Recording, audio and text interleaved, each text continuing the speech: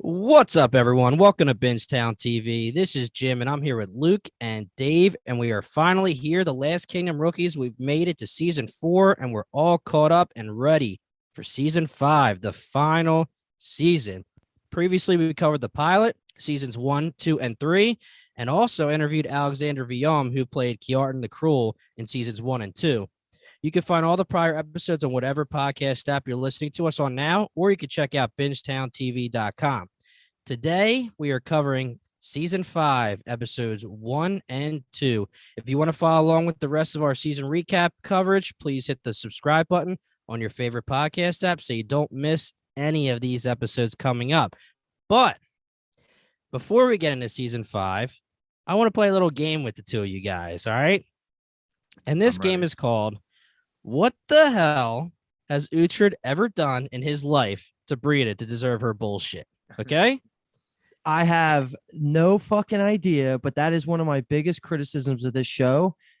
It just feels like a complete waste of motivation because, like, this is just going to, when I look back at this show, this to me sticks out as the biggest smear and biggest misstep of the writers. Like, she doesn't deserve to hate him this much and want to, like, burn the whole world down because he let her live. Because before that situation in season 4, well, they were let's good, do it. right? Like, they were let's do it. All right. They're both two slaves taken by Ragnar the Fearless and grow up together as two slaves who are friends.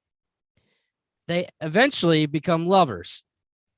Okay. During all of season 1, when everything is going down, Uhtred has her back the entire time. Alfred wants him to marry somebody else so that his oath becomes stronger, his tie to Wessex becomes stronger. He says, nope, I don't need to marry anybody. I have Brida. Then once they kind of break apart, it's pretty much an okay split. She goes with Ragnar. And then by the end of the season, they're imprisoned after the battle. Whatever. That has nothing to do with Uhtred. Okay. Season 2, they're imprisoned. They save Uhtred from slavery. Okay. Then Uhtred keeps his promise. The promises he's always had with Ragnar and helps him go find Kjartan and Sven and take care of them. Okay. Yep. Then some other stuff happens in season 2. Let's move on to season 3. She helps him take care of Skade. They both take care of the story situation. She explains to him why she was cursed. They have a little bonding moment there. He returns to the Danes and she loves him again as a friend more than she could love anybody else because she's so happy that he finally returned home. Then he leaves the Danes. Okay. That's strike 1, I guess. All right. Ragnar dies, and to her, that's probably strike 2. But they have a talk. He explains that he stayed with Wessex and let Ragnar do his own thing because Alfred made him, because otherwise, because they killed the abbot, right? Yeah, and right there, at worst, clean slate. I'll give it to her that she was allowed to be mad at him for all the Ragnar stuff. But once they have that really good episode towards the back of the season when I was pissed at myself because I was starting to like Brida again, I was like, fine. And now, how the fuck do we get here off of one more mistake? Of letting her live. Yeah. Exactly. And we talked about it. That episode where they bond and they say we're each other's halves. We're the other half each other. You're half my life. I love you. But as a sister, we were good. We were good with Brida. So season 4 happens. She's still pissed. Same old thing. She's pissed that he left, but it is what it is. It's what they always said. When we're across the battlefield from each other, it is what it is. We'll fight if we have to. Just like Ragnar even said, I'll kill you if I have to. He saves her life at the end of the battle that she lost. First of all, he tells her and gets the truth out of Canute. So she finds out the truth that Aethelflaed wasn't the only one who took care of Ragnar. She gets to kill Canute, make sure he doesn't go to Valhalla, gets her vengeance. And then they have this situation where the Welsh are there and they're going to take her and she says, kill me. And he cares about her so much that he can't. Now that equals should be just castration of young Uhtred and now going as far as she can go, I guess, for Stior to do whatever she's going to do. this is ridiculous. It's unbelievable. The end of season 4, it should at the bare minimum have been a clean slate of appreciation for each other. At the bare minimum, even with her still probably should be on the side of liking Uhtred, and that's just not the case at all. She just hates him and everything she stands for, or everything he stands for, and it's unwarranted, man. I don't like, we don't have to say it that much, but it's just so annoying, and it's just upsetting that she has become the season 5 like main antagonist right now. Like, even this plot line I would be totally okay with. It's just I have to write off the motivation because it's terrible. The motivation isn't there. And to make it even worse, when we get into that situation where Canute is dying, like he's dying right on the ground, and the Welsh are coming to take her as a slave. Right in that moment, she did not hate Uhtred. She wasn't like, I'm gonna fucking kill you, blah blah. So that automatically, it's not up for debate. She didn't hate him at that time. Yeah, And I mean, then she gets is taken like, for the please slave. do it. Yeah, I mean, she is like, please do it, and then she's like giving him like the face, like, I'll never forgive you. But it's not like wrath. Right, It's but not we can wrath until- pinpoint it to that exact decision is the only reason she hates him with this burning passion. It's not wrath until she experiences the slave life, and then even then her wrath should have been mostly directed towards the Welsh. Like, it shouldn't have been Uhtred. Like, that's just what I think, is that the moment she killed the person that was holding her captive, like, great, just go sit on Sweet kill. Yeah, sweet Mhm. kill. Just go to a beach now and just hang out and birth your child, just don't fuck with our boy. And It's the other wild. thing is also, we get the end of season 4, and that's what you were saying, Dave, where they should let bygones be bygones, because again, he lets her live. She stabs him, stabbed him right in the stomach. We already talked about how a scratch could kill you back in the day. He gets stabbed right in the stomach. Our boy Uhtred's not going to go down, but I mean, he could have killed her there. She said, kill me. She drew blood. That should fair and square, even. Done. And the last thing that I'll say on this specific topic, obviously we're going to talk a lot about Brida, but unless you guys can confirm that I'm wrong, I'm pretty sure she's also a Saxon, right? She is. Isn't she? Yeah. Yeah. Mhm. So her whole thing is like, you have to be pure Dane and all this bullshit. And I get it. Like, you could be like welcomed into the Dane family, but she's not Dane. Right. She's not a Dane. Yeah, that's what's even more upsetting, is that she can't be the Uhtred character where I guess it was hard for him to get that down too, of being both Saxon and Dane, but the fact that she only identifies with her Dane roots, which aren't even her roots, it just makes it even more of a stretch for her character, which is unfortunate, but hopefully she doesn't last too long, in my opinion. And I mean, if we're ready to get into it, we can just leverage this right into the opening scene, which takes place in Iceland. And apparently, I don't know if we have an exact number of how many years it's been, but I was guessing 8-ish. I think that was a good guess. Her daughter looks 8-ish. 8-ish. 7, 8. Yeah. So within that time period, Brida reamassed her whole army, and she has this loyal, savage group of Dane followers now, and they're in Iceland. Shout out to Iceland. That's where we fucking formed this podcast. Hell yeah. And the prophetic child was born. And yeah, she now is the mother of a seer, who I'm sure that's going to be a huge thing. I think her name, it's like they said it once. I missed it. Vivek or something like that. Yeah, I think they like say that. in the second episode. But either way, she's just going to go on this whole rampage, and it's all stemming from what she told Uhtred at the end of last season. She's like, if you don't kill me now, I'm going to raise this child to be pure hatred. I'm going to be your downfall. I'm going to make everything about my life revenge. And that was just like a hot fucking start coming off 8 years. But what that also implies is that this was 8 years of relative peace in all of England, which is kind of awesome, because that goes to show that how much I loved the whole brokering of Uhtred between King Edward and Sigtrygr. Like, that worked really freaking well, because even whatever chaos happens now, they got 8 good years, man. They prospered. They all held their treaties together. Like, the Saxons started trusting the Danes more because Sigtrygr was holding the peace and building up that goodwill. So all that's awesome, and I really couldn't have asked for anything better over an 8-year time skip. Yeah, they're actually calling Edward a good king now, whereas in season 4, he never received a single compliment. He was only being looked down as an awful king, whereas now he's being praised for his decisions back then. And it's great to see that he can trust Sigtrygr to such an amazing, to such a big extent, because we're such fans of him as like viewers, at least we are. So I love that relationship too. And especially now with him teaming up with Uhtred, I'm hyped. Yeah. Sid Trigger's hair before they cut it looks way better this season. Oh yeah, it looks real. Yeah. And so does Citrix. His looks better to me, in my opinion. Because it's even. It's even. Yeah. I mean, even Finnan has a nice haircut. Yeah. He's more like the traditional haircut. So what we're gonna do here, I know I'm taking a brief pause, is we're gonna kind of do this in buckets based on the physical location of characters, because this episode's pretty sporadic. It's jumping back and forth. So after that cold opening of Brida with her army in Iceland and doing the sacrifice, we're gonna start. I think it's best to start with all of the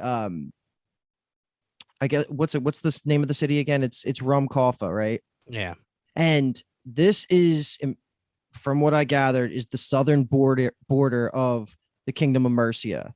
So it's still technically under Aethelflaed, and Uhtred's whole role here is to keep the peace, make sure the roads are safe, and I think he's doing a really good job. He gets praised later on, either this episode or the next episode, but that's kind of his whole thing. He's got his squad there: Citric, Finnan, all the boys. They're all having kids and they're having families and all this shit. So it seems like a pretty peaceful spot. And drinking some ale, of course. We got Baby Monk there, and then the biggest thing is, and for the time skip purposes, is Aethelstan now looks to be, again, I'm 16. Terrible at guessing kids' ages. I don't know what he was last season. I'm guessing he's like 18-ish. Maybe. Yeah, I mean, say he was similar to what Brida's daughter is now at 8 years. He's 16, 17-ish. Okay. That's what 18, I was getting the vibe of. Yeah. Because he can fight, and we see that pretty early. Like, he can kill like grown men, and you know. He was trained by the best group of people you could have been wanted to be trained by. Yeah. And let's also bring up the fact really quick. Brida was saying the entire last season that this baby is a boy. And it is funny that it ends up being a girl, and it actually works for Brida because she, strong, independent woman, and that's how she's going to raise this seer. So if this seer doesn't go away, we might have another time jump with another villain coming. But yeah, she kept saying in all of her speeches, like, he will only love me, like he will, you know. Why? What was the change for that? Well, I'm assuming it's kind of like Dothraki. Like, you assume you're gonna have a king, like your child's gonna be a male. That makes sense. You know. Okay, that makes sense. Let's also quickly jump while we're talking about relationships and Rumcofa, whatever it's called. Finnan has a fucking girl that's not Edith, and I was so surprised by that. Depressing. And what, he already has like 5 kids or like 3 kids or something like that. It looked to me like 8 years. He's got to get it. Got to get his. I thought Citric had all the kids. I mean, I know Finnan might have had 1 or 2 there. I thought it was literally all Citrix. Yeah, that's okay, I don't think Finnan had any, to be honest. Okay, that's I thought good. That was the joke. That's good. But I just was so shocked that it wasn't Edith, to be honest. Like, I'm happy for the man, obviously. Like, good for my boy to get some action and be able to live a good life, but should have been Edith, man. Before we get to the portion of I always forget the name of Rumcofa, when Aethelflaed shows up with her whole posse, we do have Edith actually beating her there, because we were just talking about her. I freaking love her. Your girl, Luke, she's back. Hasn't aged a day, looks beautiful as ever. If anything, her hair looks even better, a little bit blonder. But she is apparently like now a renowned healer, right? Like, I know she was healing Aethelflaed's daughter in last season, but that's like kind of her role. And it's awesome how she is one of the squad members. Like, they all treat her like they would have done with Hild if Hild just showed up. So where's my girl Hild? I have no idea where she's at. She's being replaced. I thought it was gonna be Hild. That was the one that was all bloodied up as the Brida instead of in the robe. Yeah, I thought that was gonna be Hild. Edith shows up. She's your girl, Luke. But she starts like doing a little sketchy stuff. She's kind of like sneaking around, and she's putting her hood up, and then she sneaks into the room for a hilarious scene where Uhtred's butt ass naked, waiting for the tall girl or whatever. But again, right away, like, I was worrying. I was like, oh, is she gonna be sketchy? But then they see each other, they're hugging, they're laughing that he's butt ass naked, and then she's good for the rest of the 2 episodes. So I'm happy. Did she only hide because she isn't allowed to be in Mercia, essentially? Is that why she had to like go into disguise? Like, if she had been found, like, Aethelflaed might have had to make a scene. Because remember how at the end of last Yeah. remember I don't what know. she was saying last season is that you can't come to Mercia because your brother killed my husband, so it would just and you're the weak. mistress. Yeah, so I just wonder. I noticed that scene too, and I thought she was going to be sketchy as well. So I think now that I'm thinking about it, I'm just hoping that it was because she wasn't allowed at Mercia. Didn't have a she'll doubt never in do my that to mind. Luke. Yeah, She she'll was never do that to great. Luke. But she goes to Francia just like her brother was going to, because that's where they're from, and that's where she learns all of her skills. And again, like you said, apparently she's renowned as a healer, and that's why Aethelflaed meets with her. But we'll get there. Me and Dave were talking about this right before the podcast. Are we against the idea of Edith and Uhtred? Because that to me felt like she was checking him out and she didn't want to look away. That was my. As sad as it is to say, Aethelflaed will be out of the picture pretty soon. Yeah, and I that's don't a shame. Think no foul. But if there's anybody left that's a main character to have a relationship with, it would be Edith. There's 3 options. It's Edith, Hild, and then the tall woman they kept referring to. But Tall I think woman. Hild still falls in that category to me. Nah, I just want her to show up, man. No, Hild wouldn't work actually because he already did the whole Christian wife thing and it didn't work out. So I take that back. And so I guess the next big thing that happens for this plot line is the arrival of the Queen of Mercia, aka Aethelflaed, aka the second best female character in the show now, after Edith, of course. She is arriving at Rumcofa after actually making a treaty with the Scots, which I thought was good world building that they kind of just subtly threw that line in there, because that answers a lot of the questions I've been having of where the Scots, they were attacking Bebenberg last season. They should be a problem. Like if they're not like the Welsh where they have an alliance, they should be a problem. But that little line, and I think it came from Aldhelm. It was just good. I like when they do little things like that where they're really paying attention to the other factions that should be involved. That provides opportunity for the Scots and Uhtred to team up and just wreck Bebenberg, because the Scots have just always done it anyway. So why not just team up and add Uhtred to the squad? He better just team up with Edward. Edward better get his shit together, and they need to take care of it. But right away, as soon as we see Aethelflaed, she's getting off her horse. She's looking a little worse for wear. They're asking if she's okay, and she's like, "Oh, it's just a long ride." That's what we're hoping. And I will say, I'm not gonna lie, they made her purposely.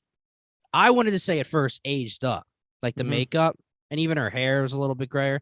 But I guess the purpose is more to make her look sick, like they did with Alfred in season 3. Right. And even Ethel, or even Ellsworth now, how she is and stuff. But yeah, like Aethelflaed look like compared to Uhtred looks like he did from season 1 to me. Uhtred looks great for 65. Yeah, right. I mean, at this point in time, we got to assume that he's like 65. 4 different time skips, 8 years each. Even now, like Finnan and Sigtryk fall into that category. Literally, they should be old.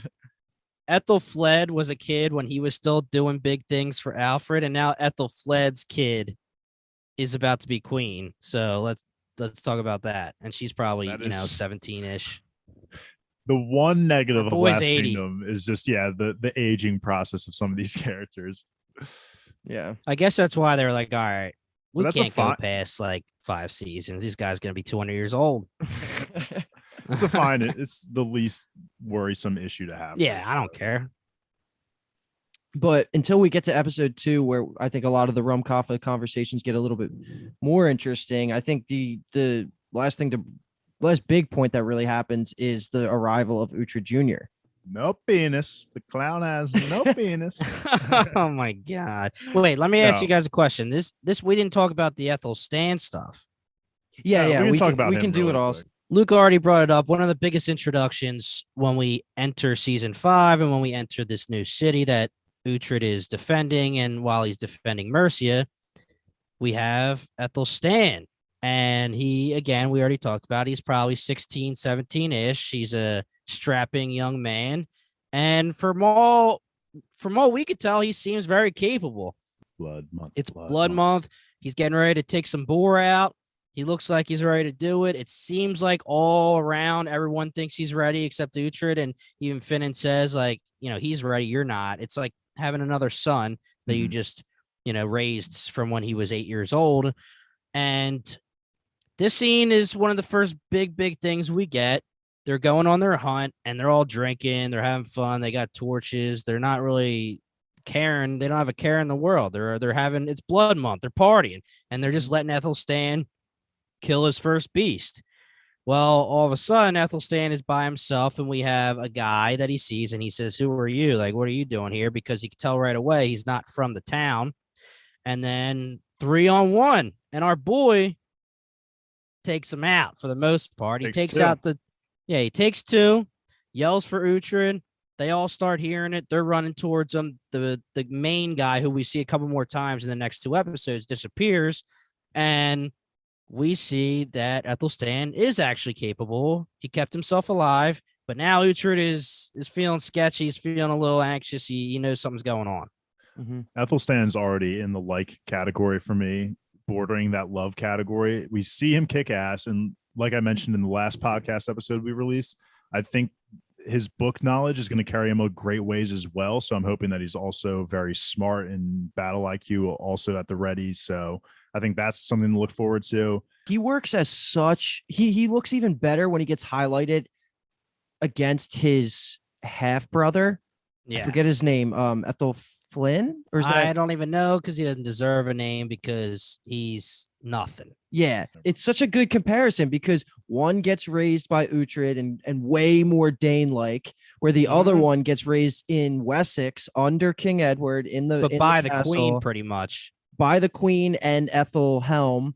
And he's just, I don't think we see it until next episode, but he's just so incapable, can't even shoot an arrow, just seems like a little puppet walking around. Little mommy's boy, pretty much. And Edward isn't even like that proud of him, won't like announce him as the next heir and stuff. So it makes Aethelstan look even better because he is the one who had the really brave traits from last season, and he got molded by the better leader in Uhtred, and he's with the better people in Uhtred's company. It just is going to be awesome when there's a chance like they might be clashing over the throne, because that's what I was taking from all of Aethelhelm's bullshit and the queen's scheming, because they're the ones who sent the murdering Danes, or was it a Saxon or Dane that tried to murder Saxon? Yeah, okay, so they're the ones who planned that whole thing. Yep. We're gonna go down in history here. We always talk about things Alfred did right, and he's done a few things wrong and against our boy Uhtred, but he's done a lot of things right, and he's a thinking man. Well, Edward was a thinking man when he gave Aethelstan to Uhtred. Yeah. And the way that he talked to Uhtred, basically saying, like, I feel like this kid has, with your guidance, is going to be the key. I think he thinks that he wants Aethelstan to be the heir, not his other son. Mm-hmm. Even though he won't admit it openly, I'm pretty sure that is already been decided 8 years ago, almost. So he's just like a stand-in, kind of, just to appease the queen and appease Aethelhelm, who keeps being sketchier and sketchier. 8 years and he's still around, man. But it is cool. It is cool that King Edward is like owning him left and right. Yeah, Edward's been great. From Edward, absolutely. And the maturity, whether that's a real beard or not, I'll take it. His hair, his facial hair, it's all crazy, man. He just let it all go. I will say, one thing I'm worried about Aethelstan is I feel like with this show, a lot of the time, age does matter with experience and making right decisions. So I'm waiting for that moment this season where I'm like, Aethelstan, you done fucked up big time. I think that's going to happen, but he'll be able to grow stronger. And like you were saying, Jimmy, because he has Alfred's blood, but also at the same time being raised by a good man in Uhtred, I think you're right in the sense that Uhtred feels that and he might be the next leader, great leader of the Saxon and Dane. Yeah, and last episode we were talking about 7 kings must die. It just popped in my head that we might have 2 more kings, quote unquote, if they're fighting each other, the 2 brothers. Yeah, potential kings, because we're trying to think of 2 more. Yeah, we had 5. We named 5 out of 7. So. But we also included Edward in that, and if Edward is included, that means that those 2 wouldn't be fighting because Edward has to die. But whatever, it's something to think about. Yeah. One thing I will say though, and I'm willing to put this on the board after just into this first recording, if there's anyone I'm so confident is going to live through this season into the movie besides Uhtred, because obviously, and Edith and Edith. So Uhtred, Edith, and Aethelstan, I think, are the only three I would be willing to drop some money on betting that they're gonna live through this season. Because I think Aethelstan has a chance. With the two of those three, not Edith. I think. Well, okay, yeah, I don't even really believe obviously Edith. you're kidding. Yeah, but. I think there's a realistic chance because of Aethelstan's upbringing. He is also what Uhtred is, kind of, right, where he's the best of both worlds, and he could be the king at the end of the movie. I wouldn't be surprised if it's him, only if Uhtred like makes the ultimate sacrifice in some way it doesn't survive the movie. I could see it being Aethelstan or Uhtred, and both would accomplish my same vision of how this whole series was going to end, with someone that can really appreciate both cultures, has lived through them both, is and basically ingrained in all of that. So to me, I'm pretty positive that Aethelstan's going to be too important to take out in this season. Do you guys agree? Yeah, I agree 100%. And to be honest, I would put money on Aethelstan being the king before Uhtred's ever the king, or uniting everybody. I know that he's the one, quote unquote, destined to do it just because he's half and half and he has influence on both sides, but we know he doesn't want it. And I feel like it would be more likely by the end of the movie that he's like the advisor to Aethelstan being the king, which would still meet those like foreshadowing events of him being the king. Like, even though he might not actually be the king, the fact that he's raising one to take his spot, I think still satisfies those requirements. Yeah. Right. We good there? Yeah. Then put a pin in that. I don't know if there's anything else we want to touch on. I know we cut away from it pretty quickly because it's mostly in the next episode about the repercussions of Uhtred Jr. getting his cut off, so we can put a pin in that, because all that does is raises the tension for the flash of it going back to Brida and her, causing all this havoc specifically aimed at Uhtred. So we'll pick back up with that in a little bit, but I think the main storyline now we have to go through is everything that happens in York. And right, I really like that the writing of, how every time you change settings, it gives you the old language into what they call it now. And then, sometimes it gives you more. And here it actually said Daneland, or under Daneland laws, one of those two things, which I kind of like, because it's been a while since we've heard that stuff. Like, oh yeah, it was all the way back to when it was the Brothers season, like when they were crossing over to Daneland. So that is truly Daneland. It's independent, but at the same time completely allied with King Edward. And like I've been saying, 8 years of peace. Sigtrygr has been the freaking man, and he's married to Uhtred's daughter now. Stiora and Sigtrygr are the leaders of this whole of York. And Dave did not think that was going to be a thing. He's got a weakness now. You thought it was going to be, they were going to be friends or some shit. Well, Dave, you're completely right, because this whole thing, the way that Brida can control him is Stiora. So that is his weakness, and that's why he's going to have the incentive, go get Uhtred and bring him to me, or go kill him. I don't think she wants Sigtrygr to kill him. She wants to kill him, but go do what I say, or Stiora dies. Like you said, old Sigtrygr would have been like, I don't have anybody attached to me. I don't care. Kill whoever you want. So you're right, Dave. She got aged up too, it looks like, actor-wise. Yeah, I feel like she does look more, I don't know, 18 again. Like, I'm just guessing at this point. I think they dyed her hair like black and stuff. Changed a little bit about her. Different actual like real hairdo instead of like her just like hair hanging down like when she was all ragged on the road. I would be fine with living in York under Sigtrygr, man. It seems like they got a good thing going up there. One small thing, if you notice in the background, like what's going on, is that he's allowing the Christian lifestyle to be integrated with the Dane lifestyle, which of course Brida hates with all of her soul. But like, that's kind of a cool moment, because even though I knew he was a progressive thinker, I didn't think he would get to that level this quickly. But that was really cool, because it's really strengthening the bonds to the land and really cementing Sigtrygr as the leader of Northumbria. So that was all cool. Yeah, and him and Stiora are super smart. They know what Edward's doing, and we get confirmation later when Edward's talking to Ethelhelm, and he says, your ministers or whoever it is are probably dead now. And he's like, because he was like, there are other ways to take control of Daneland than killing. So, and Sigtrygr knew, Stiora knew, and then eventually Sigtrygr got sick of it and said, all right, get out. But a little too late. Brida shows up like right away. But before that, the reason she gets in is because Sigtrigger's brother shows up. And Right. I don't know about you guys, but I just knew from the second he was there, he was going to be a fucking problem. Yeah, I mean, anytime you show up to a person of power like Sigtrigger, Long lost family members, and you're man. wasted, like there's just no shot that I'm gonna have any respect for you. He's a problem, dude. Yeah. And he was faking most of the time. What was his name? It was like Ragdoll Leave. Something that they kept saying about when he was looting and he was burning villages or something, and I couldn't pronounce it. It didn't register. Yeah. Ragdoll. Sigtrigger's brother is what I'm going to call him until we get his name down. Sigbro. Yeah. Sig bro. I like that. But then, like that we have all that back and forth about the brother. Stewart's trying to advise and all that stuff. And then I don't know how many nights in, but Brida's squad shows up, and it's time for her to start making some power moves in England because she's over from Iceland and she's ready to fuck shit up. And she does it pretty damn easily thanks to this brother who lets them all in and convinces Sigtrigger to open up the gates. And this was just a freaking wild massacre of everybody dying. Luckily, Stewart gets away and gets to stow away for a little bit here.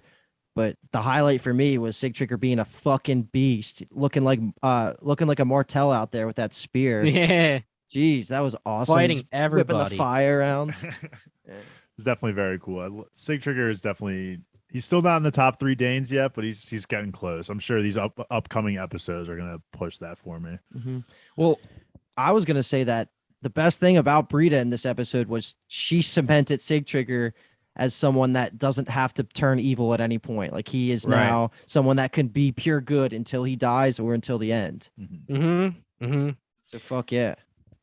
Yeah, the brother was a sketch bag. Sig bro comes in hammered. Stiora knows right away. She's like, get this guy out of here. Every time he shows up, he's a problem. The funny thing about it, though, is he's actually not drunk. He's actually faking it. And he shows us a few times that he's faking it. So he's listening to everything that's going on.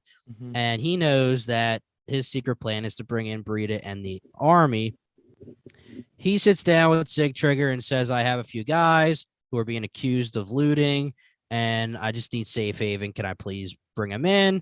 Sigtrigger says, you're my kin. He actually does have a good talk with Stiora while he thinks Sigbro is hammered and passed out in bed, but he's actually listening. And he's saying, like, listen, this is my brother. He's been through some shit. I'm always going to love him. You got to let me do what I got to do with him. Get off my back, kind of, to Stiora. And you would have hoped that, maybe the brother Sigbro would have a little compassion, but goddamn. So did nothing for him. No, nothing. So then, they go out into the courtyard or whatever, and, Sigtrigger thinks that Sigbro is just bringing in maybe 20 men at most or something, probably 10 or so. Next thing you know, here comes Brida. And it's crazy because Brida and Sigtrigger, they obviously were working together in the last season, and Sigtrigger was the leader, quote unquote, and Brida kept yelling at him for not being crazy and rageful enough. Mm-hmm. And she wanted him to be merciless, and then she ended up leaving. Now she's coming in ready to take over. Yeah, and the episode actually ends like in the middle of the takeover after I think they get Sigtrigger under control, or maybe that happens in the first scene of the next episode. But for what Brida's worth, like, she's a warrior, like, I'll give her that. But I just, again, hate her fucking motivation. I think it's stupid. The only compliment I'll give her is I do like her hair. I kind of like the Dane hairstyle that she's rocking, but no other compliments will be given to that girl. I mean, it's cool that they're using the face paint, and you hear throughout the episodes. It's really, really cool back in the day, like how that it's, when you're reading Game of Thrones or like anything that's taken place back then, where it's like, oh, there's rumors of these crazy people in white face paint, like ravaging towns and shit. And, and then they start getting reputation. And then you see Sigbro while he's in the bathroom, and he's just like, oh, putting the white stuff down his face. And it's like, oh shit, this guy's crazy. Just like Brida. Mm-hmm. So my question is, how the fuck in this time period do you get from Iceland to England? Like, isn't that not like, I'm looking it up right now. That's 1,700 kilometers. I'm American. I have no fucking idea what that means in miles, but it's gotta be Longer like than 1,000 miles, Yeah, right? it's- Is that even Yeah. good math?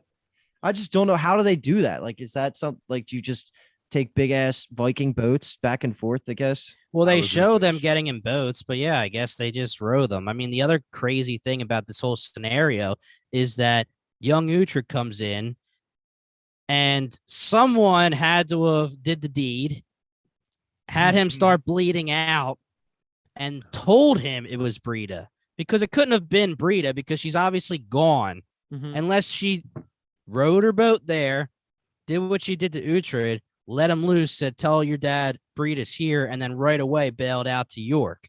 But either way, it's crazy how this shows. It's in the trailer, but it's young Uhtred saying like, "Father, help me," but you don't, and you see like his legs are bloody, but you don't really, they don't really show, Yeah. you know, what the reason for the blood is, and Uhtred is losing his shit, losing his mind, telling everybody look for Brida, and he actually says like, "I'll kill her myself," and she's nowhere to be found, and she's on her way to York. So I wonder if they're going to show us like a flashback, if we're just like of how that went down, or if we're just supposed to assume that somebody or her did it and then they just rolled out right away. Yeah, I think because that's just what we're supposed to isn't imply. he from? Where was his church? I forget. Because was it not in Wessex? Well, he was in Wessex. Yeah, he was in Yeah, Winchester. so how can she get? I don't know how she can get all the way down. I agree. It doesn't make sense until they explain something. Unless Uhtred was maybe going somewhere else, like a missionary kind of thing, but Yeah, I don't know. But for what it's worth, think we'll get a flashback. 1,700 kilometers is 1,056 miles. So I was fucking close. There you go. Proud of you. Let's go to episode 2 and we could just continue right into this conversation because the first setting we can talk through is all of the aftermath of the end of episode 1, all in York, and it's going to be the conclusion of the battle at York and Brida actually taking over ownership and then rounding up and killing a bunch of Christians, because her whole goal here is if you're Dane and you even thought about going Christian, you're coming back or we're going to kill you. That's kind of like her whole thing. We're going back to Valhalla and the Thor mindset. Yep. And that's kind of been her whole thing. So that's been pretty damn consistent. And this is actually where Sigtrygr does the cool spear fighting before they kind of lock him down. And then we get to the point where Brida commands Sigbro to kill Sigtrygr. I think that's like kind of in this string of events. yeah, she hasn't. He has Sigbro has Sigtrygr yield. Yep. And then to make a statement, she says, "Okay, you're gonna kill your brother now." Yeah. Yeah. Now, what did you guys think? Did you think she was going to do it, or he was going to do it? I'm sorry. Yes.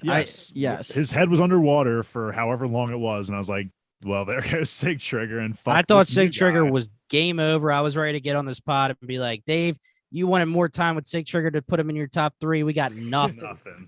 I had 8 no's written in my notes as this scene was going on before I wrote, "Thank God Brida let him live," because I was like, I just didn't see how he wasn't gonna die. Once she's like acting all erratic, she was like the Joker for a second. She's like, kill him. No, you kill him. Like she was like all over the place, like super erratic. And at that point, I was like, there's no way out right now unless Stiora like jumps up or something. Yeah. And his hair looks like shit now. Yeah, now he looks like shit. God damn. What a good mane he had. And then they cut it. Finnan needs to work that hair a little bit. Yeah. But we have Stiora, and she's up top in, I guess, their room, right? That's where they stay. That's where they're like, yeah, we see them looking over the courtyard and from there, and that's where Sigbro first shows up and he yells for Sigtrygr and they look out at him from there. That's where she is when shit's hitting the fan, and she checks from above when the army's showing up and sees that it's not good and is yelling for Sigtrygr, but he can't hear. So she has her friend, which props to her because I didn't even know sign language existed back then. Me neither. So props to her for knowing that. And her, I guess, servant, but she treats them like friends, just like a good person should, just like an Uhtred child should. And they decide they need to get the hell out of there. At first, she wants to fight, then she's convinced not to, and it's a cool sneaking scene, building up some anxiety for you. And they get into this little whatever trap door, but I'm thinking this is going to be a way for her to like get out. Yeah, that's but what instead it's just like, hey, go hide in the sewer and not eat or sleep or do anything for however many days Brida's there. I mean, it was not going to work. I would have thought that it was actually connected to whatever Uhtred and the boys are going through. I thought she was going to have an out. Like, I literally thought she was going to be the one to be like going to Uhtred or something and being like, Dad, we need you or something.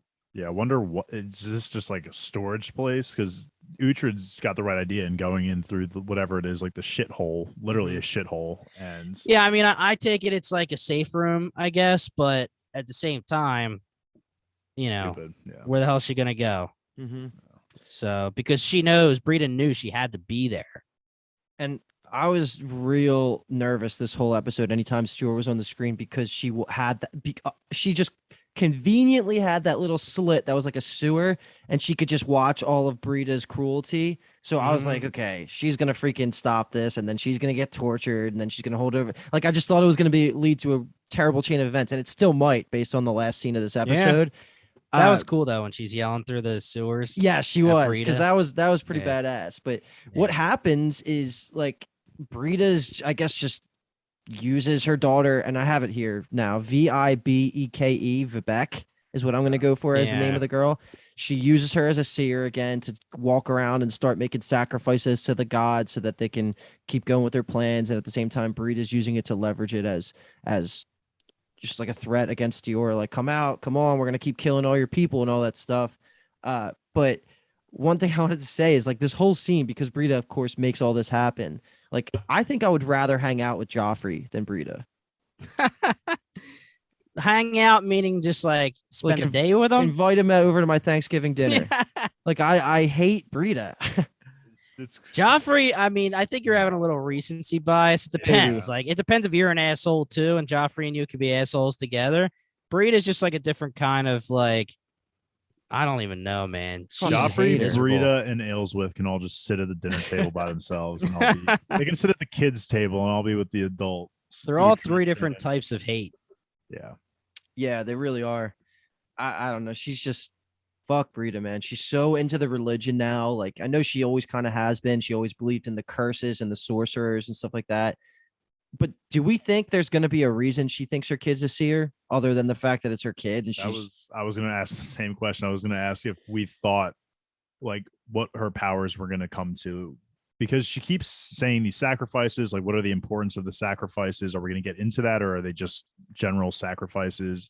And they limited them to 5 a day, is what it seemed like. Also, well, that could have been Brida being merciful, because it was freaking awesome when she holds Sigbro's hand. I know, but so my soft. Gosh! Oh, when they were first doing the sacrificial stuff on whatever, like, rock that was, and Iceland, baby. Yeah, she picks the guy. I thought that dude was gonna be some badass Dane who was gonna be like, he just jumps to his death. Yeah, and then it just jumps to his death. That was like a little mini volcano, right? Isn't that basically what I'm envisioning? Geyser, horrible death. Yeah. So the one thing I will say is, we talk about this all the time. Season 1 with Izzle, season 3 with Skade, season 5 with Brida's daughter. We talk about the sorcery and story, I guess, from when we see him. We talk about the sorcery, and if it's just one of those things where it's back in the day and you could convince people that you have visions, or, you know, you could do this, you could do that.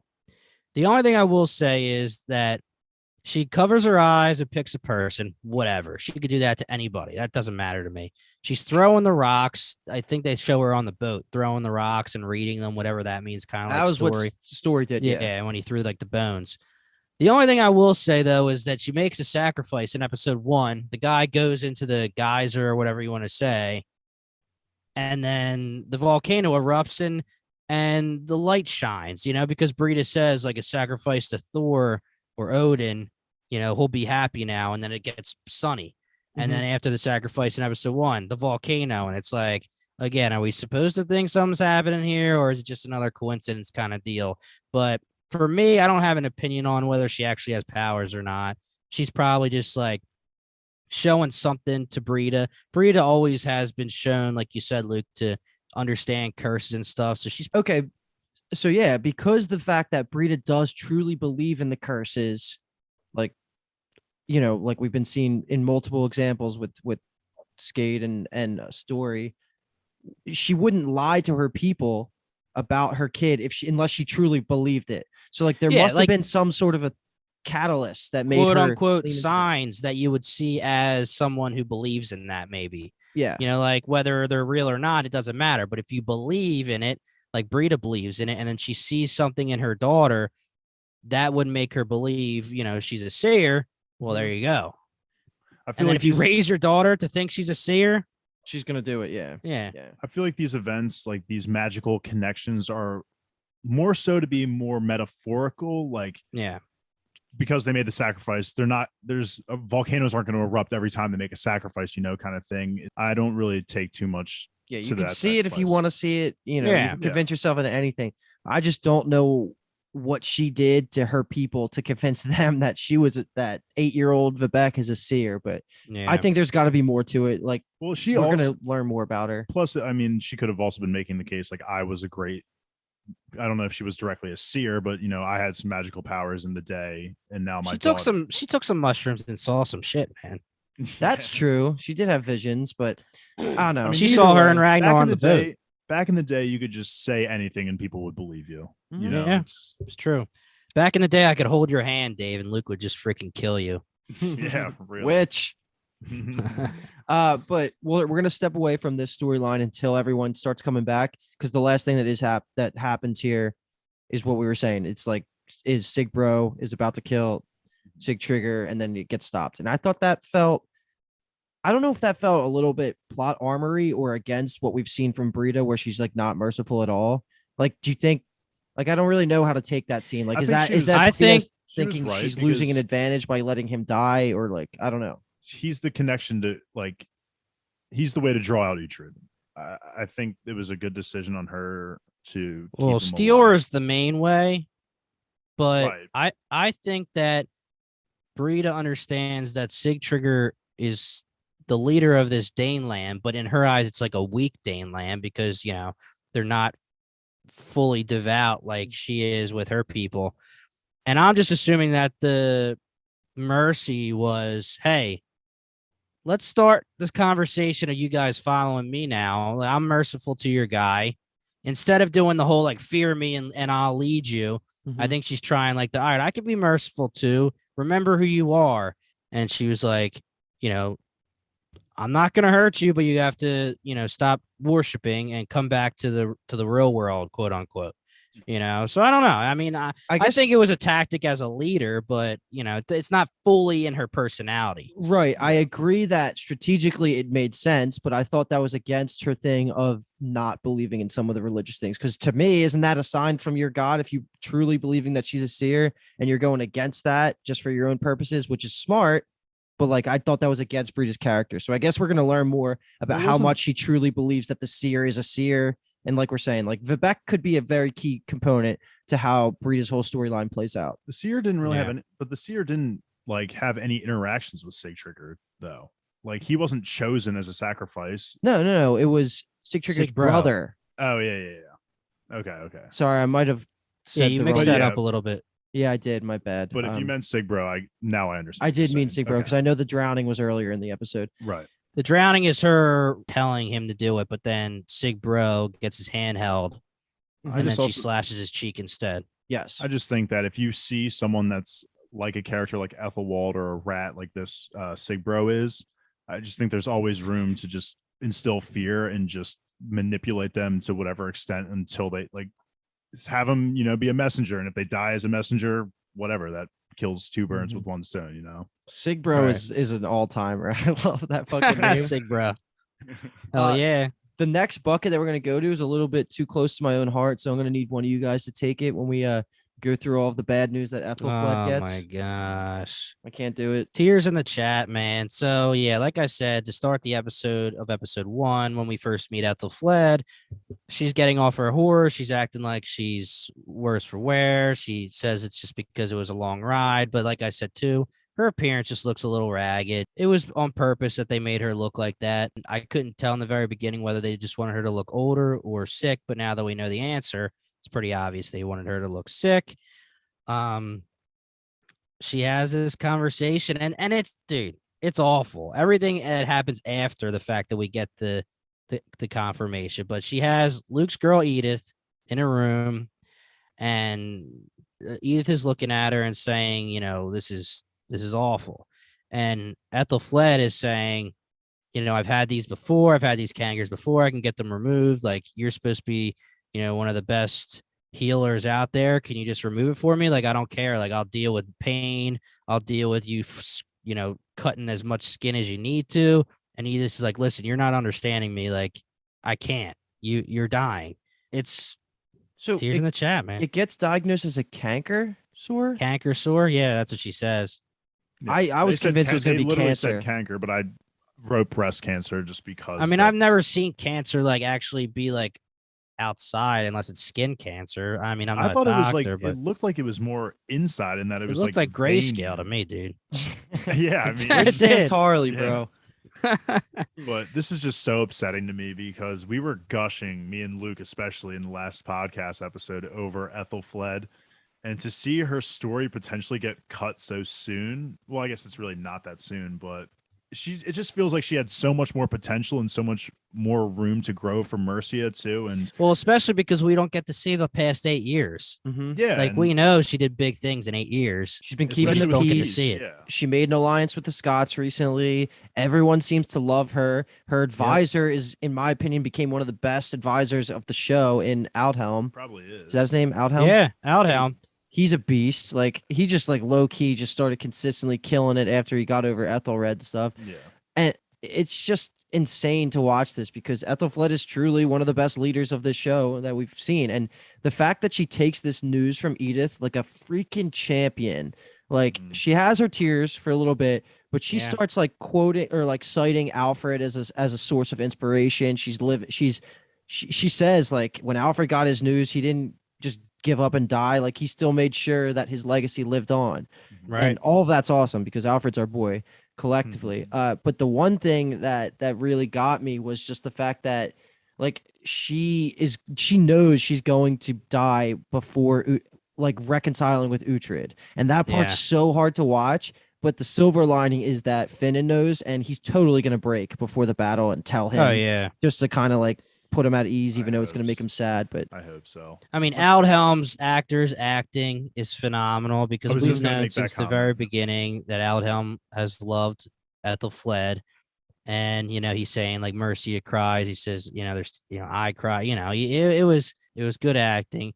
And it is like you're saying, Luke, it's heartbreaking to have a situation where Aethelflaed knows she's dying. Aldhelm knows she's dying. Edith knows she's dying.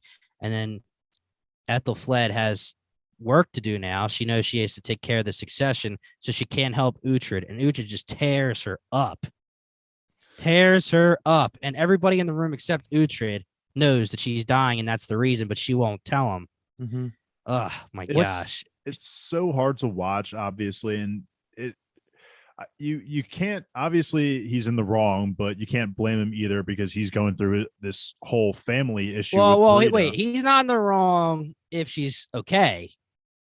Yeah, no, if she's not dying, but he's in the wrong now because and especially someone with him that has been in the position that she is, where he has not been able to relinquish information at the cost of saving others, like with Ragnar and Alfred, like that whole thing. So, but he is in a traumatic state right now, especially with his son who's just been castrated, and then his daughter's about to potentially die. I get the feelings of wanting to do something right now, but I really wanted him to listen when Aethelflaed said it was something along the lines of you have to like trust my judgment. Trust my judgment right now. And he just stormed off. I was like, just bite the bullet, man. Just one thing he also says in that scene, which you might as well put this as the tagline of the whole show, is he says to her at the end of that conversation, I'll do this alone, even if you give me nothing, because he always gets nothing from everyone he fucking helps.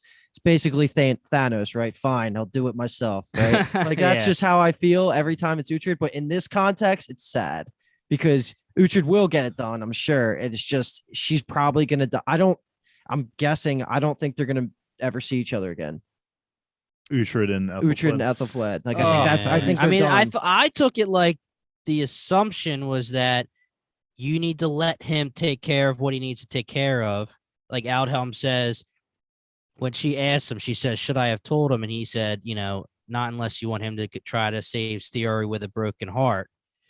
So she made the right decision. But I always thought the assumption was that she was hoping he would come back, and there would be a little bit of time. That's what she's hoping. Yeah, but you're assuming that we won't, and I'm assuming we probably won't either. And then there's that situation where Edith is now in the middle of it, and Edith tells Finan. In that conversation, didn't Aldhelm, like Uhtred already stormed off, he asked Edith directly, like, give us a timeline. You already said she won't live a year, but then when he said, or when Edith gives the diagnosis that she's not going to see the next spring. Like, that's like they're supposed to return in the summer. Yes. It sounded like. It sounded like they were supposed to come summer, but she's going to die in the spring before then. But tears in the chat, man. I'm so upset. And like you said, Jimmy, I think Aldhelm's performance this episode was just incredible. I think I've really come to love him as an advisor, and he's easily one of my favorite characters now. I hate to see the man so heartbroken. Like when he has the one-on-one conversation with Aethelflaed, and he's like, "How did it go?" And she's like, "Not great." And he's like, "Well, how bad is it?" And she's like, "I won't make it till next spring." He's torn, man. His acting, killed it, man. We already said it. His acting's great. Yeah, shout out to Aldhelm. Yeah, shout out to Aldhelm. I mean, this guy has been the guy for her since the very beginning. She chose him to be the one that would freaking kill her. Let's talk about, again, really quick, Brida and Uhtred versus Aethelflaed and Aldhelm. Similar situation where Aethelflaed says to Aldhelm, "Hey, if shit's going to hit the fan here and I'm going to die or get captured, you need to kill me and make it merciful / let me die in dignity." And, Uhtred says, "Pick someone you trust." She says, "I already got it picked. It's Aldhelm." He can't do it. Okay? We don't see Aethelflaed going trying to kill all of Aldhelm's children. Literally the same thing. Like, not exactly the same, but it's a situation where he loves her or cares for her so much that he can't do it. Just like Uhtred couldn't do it when Brida wanted him. And we have two totally separate scenarios coming here with the GOAT, the Queen, and Brida. We accept all Brida slander on this channel. All right, but wait, speaking of slander, this wouldn't be The Last Kingdom if we didn't get some bullshit out of Elswith before we leave Rumcofa. Because in this scene, in the ending scene of before Uhtred actually leaves the village, castle, whatever the area, she starts freaking out basically at Edith, saying like, "Oh, like you," basically saying like, "Oh yes, I don't give a shit if a half-assed healer tells us you're dying." It's not true. She's like a super hypochondriac now. Like she's, you can tell as soon as she gets off her horse, and anytime we see her this entire 2 episodes, she's a major hypochondriac. What the equivalent of what it would be back in the day. And then she gets her one scene, and it's to yell at Edith and freak out about her daughter dying. It's just like they are purposely making this person to just for me to hate. Don't talk to my wife like that, dude. I will fuck you up. I'm over her. Yeah, for real. Don't talk shit on Luke's wife. Come on. Aethelflaed's daughter, which is a big deal too. Okay, let's do that then before we go to Wessex, because that is like kind of a big piece here, because she is the heir. That Aethelflaed is going to have to go through all these hoops, dealing with all the eldermen that care about the succession line in Mercia, because she is the next in line, and she's out here just like acting like a normal teenager. Right? She wants to party, dude. Yeah, that's really all she wants. I don't blame her either, though, because she doesn't know. No, I mean, I don't blame her either. I think she brings up a great point. Like, fuck Destiny. I would be saying the same shit back then. Like, I mean, it's. Destiny is all, Dave. I got also offered to be a king, I would probably take it, but I could see why some people back in the day would all be like, "No, I don't want that. This is responsibility." The crazy thing. Yeah, the thing that I wasn't thinking about at all was, well, at least until they had the conversation, was that the daughter has to stay chaste too. Yes. Forever. Yes. Because if she didn't have a son, she had a daughter. We've known that, obviously. And the Mercians won't accept, or the Witten won't accept, the daughter as the successor unless the daughter is chaste as well. I mean, we thought that Aethelflaed was almost going to be a placeholder until someone came of age, kind of like Uhtred, but she was just the shit, so she got to keep going, as she should have. But she even gets a successor here. So she's legit king/queen, and gets a successor and her daughter. And man, Aethelflaed's taken so many L's with all these conversations. And when she finds out she's gonna be dying, she goes to tell her daughter, and the daughter's just like, "I hate you." yeah, because she does have a line that's directly saying like, "Don't regret this. Don't regret yelling at me right now, because in a couple, you're gonna find out." But one thing I noticed that's a really, really good touch by the writers is she's blonde, right? She's And what? She's blonde. Hair color. She's blind. No, blonde hair color, and that makes sense because Eric was blonde. Yeah. And Aethelred had dark hair and Aethelflaed had dark hair. So that actually, I just like was thinking about that right now. That's a pretty cool little touch because obviously it is Eric's kid and they kind of have been constantly saying that. But that's also another reason why she'd be a great heir for the whole theme of the show is The Last Kingdom, because she is Saxon and Dane coming together. So like that's kind of that's cool. Yeah. That's pretty poetic. I like that. If she decides to lean into it. It's a shame her and Aethelstan are related because then they could be king, queen, just unite everything. That is so wild you just said that because in my head, I kind of forgot that they were brother and sister. I'm like, no, they're what? Cousins. They're cousins. They're cousins. Yeah. But I was like, that would just be a great power couple. And then you said it, and I was like, ah, shit, that can't happen. Well, I guess it could happen. I don't think cousins matter back in the day. Yeah, right. Back then, it definitely did not matter. Is there any predictions that you guys have about her? Will she become the leader of Mercia? Aethelflaed? Yeah. I'm gonna go. I honestly no. I'm gonna say you don't think it'll happen, or do you think she won't last? I don't think it won't. I don't think it'll happen. I think she'll be around. I just don't think she'll be the one. I think they might end up finding someone better, or someone more willing and better to take. I have a feeling that she will succeed, and meaning she will take the throne, right? And then maybe Edward or somebody's going to get in the middle of it because we already know he was doing that before and he's trusting his sister. But, we already talked about a million times in last season about how they're trying to find the right person for the throne. And even Edward was saying a child can't do this.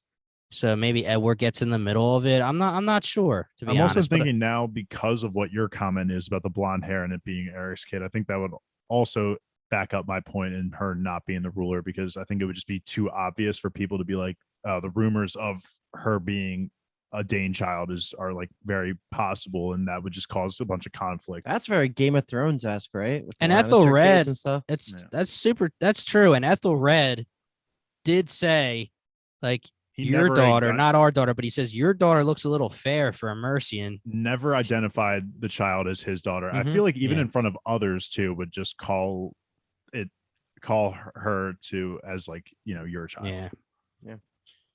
Either way, that's going to make for some good politics later, and that's I love that shit when it's well written. So eat that shit up, man. Yeah, man. All right, let's step to Wessex, like I mentioned earlier, and actually go through the storyline, because to me this felt like the least, there wasn't a lot of tension, but I was still kind of interested in it because I love Edward's growth from last season. This is the Edward I pictured we were going to get in the beginning of season 4 because of all the lessons from Alfred and him working with Uhtred and being wise. And a huge part of the reason he has progressed like this, I'm just going to say it, I think it's because of Pure Lake. I think he was one of the best things that could have happened to Edward. He is up there with Aldhelm for one of the best advisors, and Bianca, he's on that level of not trying to control the king for his own purposes. He's doing it for the benefit of Wessex. And he's the one that kind of splits up Aldhelm and Edward a little bit. He's always saying Aldhelm's just trying to do this. Aethelhelm. Jesus Christ, man. They're the same name, whatever. And you also got to give credit to Edward for being able to just look him in the eye at the end of last season and be like, get the fuck out of here. Yeah. That was except he let him stay for 8 more then years. I was actually confused as to why he was even allowed back at the castle, but I mean, Edward pretty much, he explains it to the mistress or wherever that girl from Kent was, where he says, he still has allies and he still has a lot of money, talking about his father-in-law. So he still has to, for appearances, keep him happy. But we see that he never listens to him, and he openly owns him pretty much. So that girl is going to be a wild card.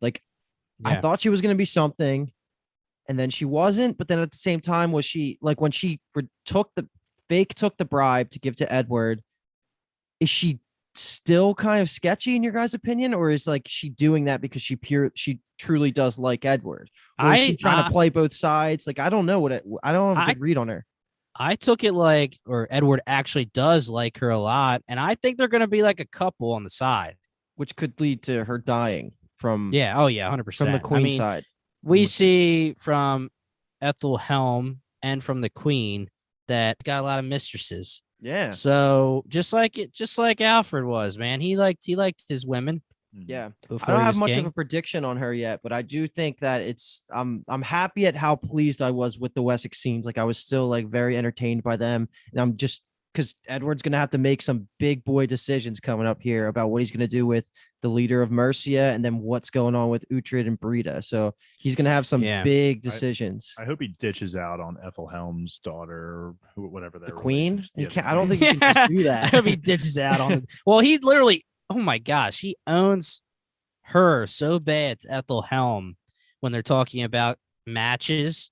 Oh yeah, and he's like, and he's like, oh man, wouldn't it be a shame if you have to be married to someone you detest or something for however long? And oh my gosh, but we can't leave Winchester or Wessex without talking about Aethelhelm and his dude and his guy that he's is hitman or paying to do all this work. The biggest thing that came out of it, number one, obviously, was the attack on Aethelstan. But number two was Aethelhelm having a messenger, that guy, put out the message that the king will not help Sigtrygger. So when Sigtrygger needs help and Finan and them go to get the help, they're told no. The king says you can't have it. And Pureleg's like, that's not true. So Aethelhelm still has a lot to say, and he still has pull. I'm praying that Sigtrygger believes that, because if that's a seed that's being planted for him to now no longer trust Edward because of this whole corruption that's going on internally, I'm going to be pissed, because like even Uhtred and Pureleg were like totally like, what the fuck's going on here? Like Edward should be supporting it. And Pureleg's like, he is supporting it.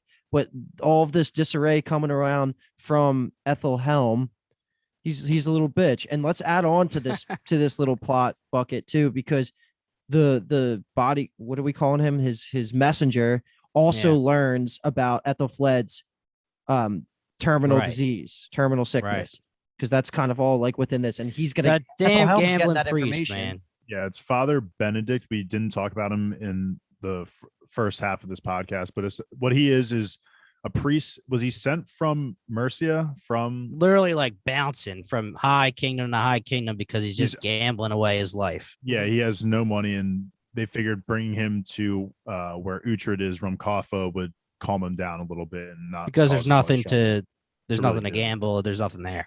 I'm not sure how this is gonna benefit Aethelhelm, but it's going to be bad for Edward, and it's going to be bad for Uhtred in some way, and specifically bad for Aethelflaed. I'm sure it's going to cause chaos in Mercia. It works well for Aethelhelm, right? Like this is the news that he's like ready to eat up. Like he's been waiting for this moment.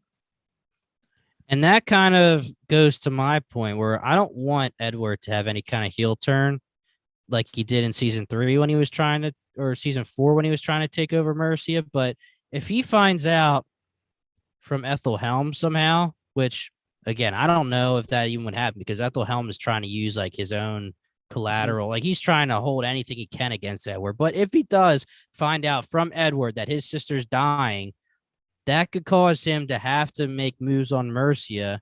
And then like either me or Dave's situation about whether the daughter succeeds or not could come to fruition. Yeah. He's going to be a problem. He's like Littlefinger. Like he's just doing all of this shit to be very selfish. And I don't even know if how much he even cares about his own daughter. I guess he does. I guess his whole priority is going to be having Edward's son that's in Wessex become the king. Maybe like he's going to start maneuvering pieces to have both Aethelstan killed and then Edward killed. So then his whole family's kind of the one that's pulling all the strings. And maybe that's, I don't know how this information is going to benefit that. It's all about the bloodline, man. It's all about the legacy. Yep. Yeah. It's going to be fun to see how that plays out. But any other pieces you guys want to say on that? So, yeah, I mean, we only got a couple more scenes here, but this is what I've been freaking waiting for. It's squad up time, right? We're all, I don't know how far out of York we are, but we're all on our way to York. We got Uhtred and the boys like Sigtrick and Finnan. We have Peer Lake here who just shows up, and then now we're running into a like just completely battered down Sigtrigger, and they're meeting outside of York and talking about a lot of things we just discussed, right? Like how no one's going to be supporting Uhtred, not because of Edward, but because of Aldhelm, Ethelhelm. Jesus, Ethelhelm scheming. So I did have a good feeling walking away from the scene because Sigtrigger didn't just turn to straight like, you guys betrayed us, like blah, blah, blah. I was a good leader here. Instead, he actually helps come up with a plan. Yeah. Like, I think that's going to bond them a little bit because this is going to work. Yeah. Uhtred looks at him right away and is like, he just notices, he notices the facial change. Like, you got a plan, don't you? Let's like, go. It doesn't always have to be Uhtred. I'm hyped for this matchup, baby. This is like Sigtrigger has earned the right of being like a good moral person. Like, he just wants peace for his people. I can totally respect that want. And now him and Uhtred are going to team up. Let's fucking go, man. And we always have said in this podcast episode, that you can't forget that 8 years has gone by. And it's so funny to hear like Finnan say something like, Uhtred, I get it. I know he's family. Like when they're talking about Sigtrigger. And then when Uhtred is getting ready to go into the tunnel, he's like, "Oh, my daughter would kill me if I let you go first." And then he goes first. Good guy, Uhtred. Love it. No, that was a great line. Father-in-law, man. I want him as my father-in-law. I would love that more than anything. I want that so bad. But I also love. I told Luke this while we were watching the end of the episode too. But just Finnan and his superstitions, man, of like he just hates ghosts, he hates disease, like all that stuff is just, I love that when he's just like, me too, dude. Those damn Romans, like they place ghosts at all their houses and everything. I'm not going in there. Yeah, he's holding the cross as he's walking in. He holds the cross. He's a little baby, even though he's like one of the strongest people we've seen in this show so far. Like, I love that duality. If it follows suit, season 5 as the first 4 seasons, where we get a mid-season, usually episode 4, episode 5, kind of mid-climax, like we're kind of gearing up for where something's gonna happen. Brida could die. Brida could die by Uhtred, and Sigtrigger could kill his Sig bro, and then the second half of the season, we go to Bebbanburg. Yeah, that sounds like ideal to me. And then season 5 is going to be politics, and there's going to have to be another battle. I'm sure. I just don't know where this daughter comes in, meaning Brida's daughter, because like, are you going to kill her like when Brida dies, or is she going to like go with Uhtred? Like, I think she would go with Uhtred just because Uhtred has we've already seen him have that respect for Brida. Unfortunately, I think he would take her on, and kind of have her, because he originally took like Isolde and Skade both for their powers. So I think that could just be the same thing here. Like, oh, you've got powers, come with me, and then they'll eventually develop some sort of relationship. Maybe. I'm also down with somehow the daughter gets tortured in front of Brida just to punish Brida. But I don't have an attachment to Vivek or whatever her name is, but I do have an attachment to my wanting of Brida to die painfully and it be satisfying. And that would be satisfying to me because I think that's the only thing that can hurt her now. She doesn't care about who dies. She doesn't care about like if her legacy lives on. I think the only thing she cares about is killing Uhtred and her daughter. All right, we'll come back to this when the time comes. Well, hopefully it will come, but who do you two think is going to deal the final blow to Brida? Is it going to be Uhtred or is it going to be Stiorra? Who would you put money on? Uhtred. Really? Yeah. I was expecting both of you to say Stiorra. Do you think that? Yeah, I think it's going to be Stiorra. We'll ask Brian when he comes back. Rest in peace to Brian as well. And Brian might miss the next episode too, so he'll be back after Brida's hopeful death. 5-6. But Stiorra, man, she had a great ending. You're right, Jimmy. You brought it up earlier when she's just showing her Uhtred side, being a badass, just screaming at Brida, telling her like, "I'm gonna get you for this," like all of that. And because of that line, maybe Stiorra is the one that does the final blow. But I think I'd be fine with it. But I just think that after all this, Uhtred needs to do it. Yeah, I think it might be a Canute situation where like Uhtred will weaken Brida, and then Stiorra's rage will just deal the final blow. Is how I picture it going. Honestly, Sigtrigger could do it too. Yeah, that's true too. We should have there should what was the Game of Thrones Deadpool? There should be one. Yeah, Deadpool. I actually thought about making us do that on pod, but that would have been way too hard, honestly. What if Brida's daughter holds Brida's hand and then Brida has to kill herself? for the Now, gods. When they do the hand holding thing, Brida stands all the way on the other side of the Yeah, she's like, don't courtyard. come near me. Do not come near me. Just got to get to 5 people before me. But before we get out of here, let's give it a relative ranking of like a start of a season, because it's hard to compare it to what we think the rest of the season is going to be like, and we're going to binge the shit out of it right after this podcast. But for me, I would say personally, I thought it was a powerful start. An 8-year time skip really makes me forgive almost anything. Like, it all makes sense. Like, a lot of pieces really, that's a great reward for the first 4 seasons of struggle. And my biggest takeaway is that Sig Trigger is going to be good to the end, and I love that. And then the other thing is, my critique is going to be, again, that I hate Brida's motivation, but put that aside, and I love it so far. I think episodes 1 and 2 as good as, this has been great. I'll just say that this was a great start to the season. I am so excited. I'm so glad that Jimmy pitched this to us however many weeks ago that was. It feels like I'm just in love with these characters so much. We've been a part of this ride, it feels like, for a month or so now, and I'm just excited to see how this comes almost to an end. And then the movie coming out, I think my expectations are very high. Like Luke said, the only disappointment is maybe Brida not being as fleshed out as a villain as she could be. But other than that, I think politics are set up to be very good this season. I think there's a lot of interesting characters. We're going to finally have their closing moments in this season. And like Aethelhelm, I think Brida's chapter will be all closed here. And excited to get there, man. I think Sig Trigger is a great character as well. So let's ride. Yeah, I'm going to go with Ace, man. I thought they were both really great episodes. I thought it started off the season hot, gave us some backstory about what happened in the last 8 years, let us know what's going on with some of our favorite characters. We've seen the age of some characters showing here. We're getting some already big things coming up with Aethelflaed being sick and dying. We have Aethelstan being old and of age and very capable. We had Aethelhelm still in the picture. There's still a lot of moving pieces, and I've enjoyed everything so far. 2 sides of the coin here with the Brida situation. I would allow her motivation as long as she's killed off soon. Like, if she's not the big bad, then fine. Just take care of her soon, and then we'll move on to Bevenberg. The other side of that coin is, though, I don't know if they'll do that just because Brida's been a thing since season 1. And maybe they just believe that she's been around and she has the history to be enough as a big bad. But I agree. I think she will be gone by episode 4 or 5, whatever that big climax midway season episode is. The last thing I'll say is that we only have 8 episodes plus a movie left of content for this show.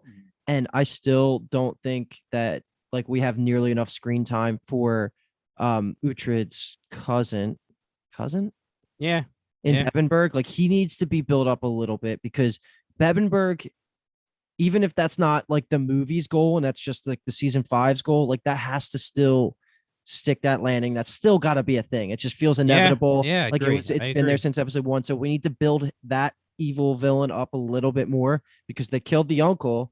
And that was like a risky move, because now we have this no name who's been there for 2 episodes, or maybe only even 1 episode he was in, and we got to get in some screen time. So I'm all in on killing Brida in the next 2 to 3 episodes, and then moving on to that piece of the story, so we can probably take it home. He's probably gathered some unbelievable troops in his 8 years. Yeah, he's probably gonna be a beast. Yeah. I think his reinforcements are going to be so much greater than what they were when he first arrived at Bevenberg. Bevenberg seems like a post York kind of thing that we can get to. Yeah, I think so. Yeah. Let's get to Bevenberg ASAP and take care of that.